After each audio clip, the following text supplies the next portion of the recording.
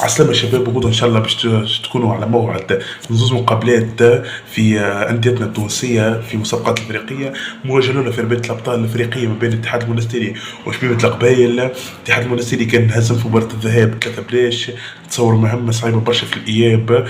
والمباراة الثانية المغرب اف سي يواجه الملعب التونسي على ملعب الأولمبي بيراتس، مواجهة إن شاء الله يعود فيها الملعب التونسي بانتصار مديش 3 بلاش، خاطر في الذهاب نهزم في بلاش، لازم ينتصر 3 بلاش ان شاء الله. علاش اليوم نشوفوا الملعب التونسي في دور مجموعات كاس الاتحاد الافريقي، وكيف نهار الاحد نشاهدوا زوز مقابلات. النجم الساحلي ويواجه الفريق الكيني الذي انهزم منه بنتيجة 2-0 في كينيا، وكيف الترجي التونسي يواجه الفريق البوركيني الذي فاز عليه في الذهاب بنتيجة 1 بلاش. نتصور الترجي يتأهل للدور القادم معناتها باش يربح بسهولة، والنجم الساحلي إن شاء الله علاش لا ما يكونش مفاجأة ويعمل الريمونتادا ويتأهل إلى مجموعات كأس الاتحاد الأفريقي الذي غبت عليه المسابقة فيها 4 سنين كاملين. متنساوش اللايك والفولو خاطر برشا كرة تستمع فيه.